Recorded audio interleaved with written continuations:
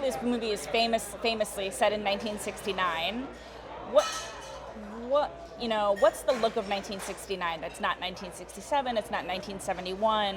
What's 1969? It's a hard thing to put your finger on because 1969 was such a year of change. So much was happening. It was such a potent year.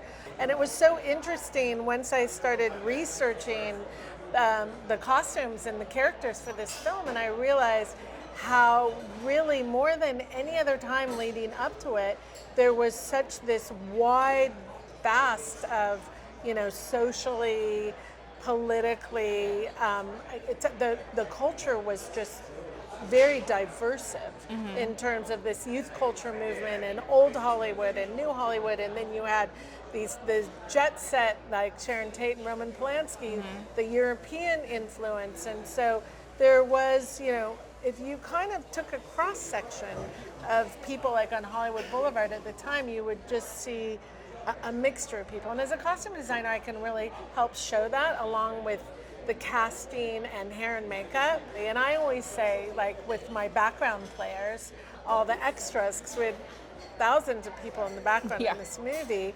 that I tell my crew to fit to the face. Because if you have an older person, they're going to dress more like early 60s.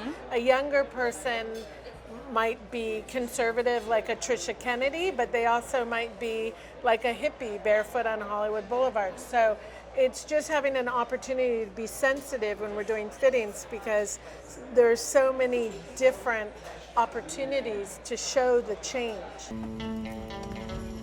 I'm Rick Dalton. It's my pleasure, Mr. Schwartz. Call me Marvin. Put it there.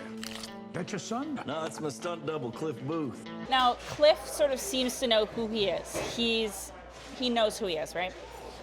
Rick's going through some changes. He does not really sure if he's a 50s guy, if he's a swinging 60s guy, where he's going in his career. How did you imagine him sort of putting his looks together? Where does he shop? How does he get his clothes? Do you think about any of that stuff?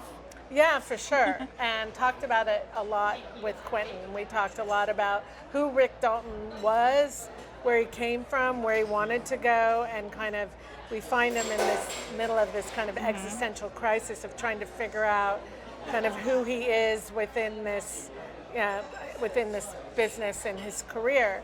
Thinking about his presentation and how he saw himself, I used a lot of leather jackets, which, Are they real leather?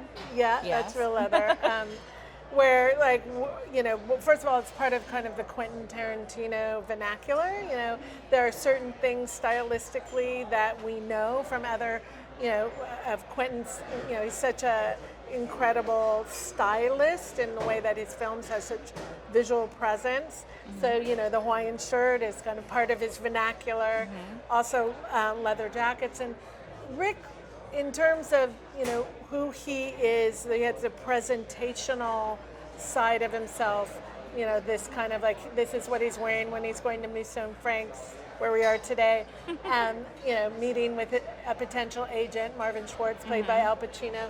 This is his costume, or what he's wearing at home. And this robe, we kind of created a backstory that maybe he would have got it like on location when he went to Tokyo or something. So, we create, that's what we do. We create a backstory, we create a context for the character as costume designer, and that's the wonderful thing, is being able to collaborate with a director like Quentin, and of course with the actors to create this full-bodied version of who the character is. In this town, that can all change like that. Hey! You're Rick fucking Dalton. Don't you forget it.